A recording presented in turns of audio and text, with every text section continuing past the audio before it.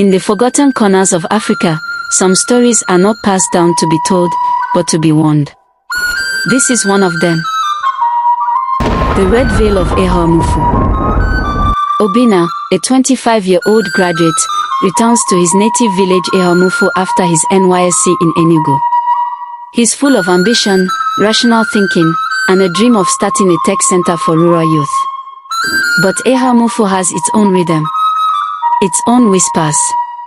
One evening, while heading home through the market square, he notices a figure standing alone by the ancient shrine, a young woman cloaked in a red veil, barefoot, her eyes heavy with sadness.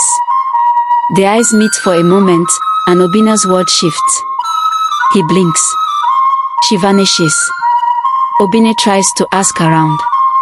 Who's the girl in the red veil? She doesn't exist, an old woman hisses. Don't chase ghosts, warns the village priest. The girl in the red veil brings ruin. But he keeps seeing her. She appears at twilight, never speaks, just watches. Sometimes she walks beside the stream, leaving no footprints. One night, she drops a single white cowrie in his path and disappears.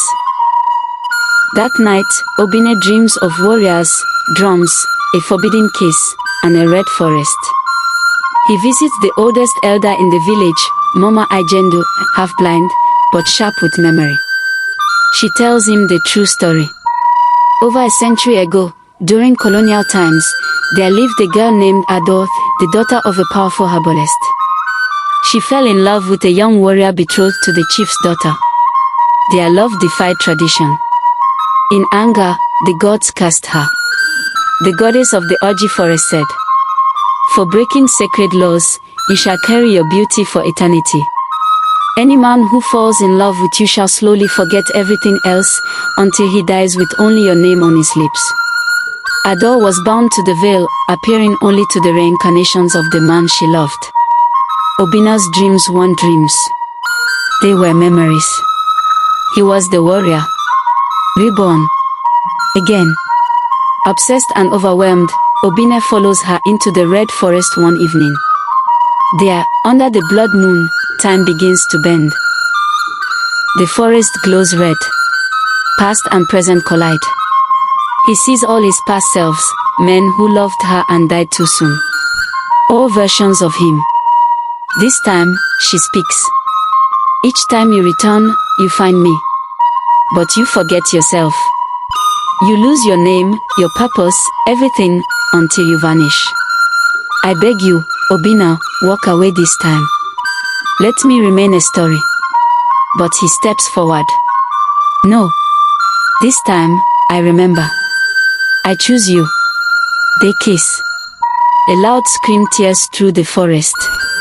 Wind whips. Lightning strikes. Then, silence. When Obinna opens his eyes, she's gone. All that's left is the red veil, lying on the forest floor. Obinna wakes in his bed, confused but alive. Slowly, his memories of Ado begin to fade, just like before. But this time, he doesn't forget everything. He writes things down. Marks his calendar. Finds strange love poems in his own handwriting. He visits the shrine daily and leaves a fresh flower. One afternoon, at the market, a young woman walks past him. Her eyes stop him cold. No veil. No wind. Just peace. Excuse me, she smiles. Do I know you? Obinna doesn't answer right away. He simply smiles back. Maybe love never dies.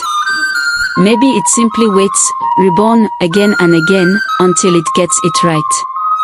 Would you risk your life for a love that keeps returning even if it's cursed?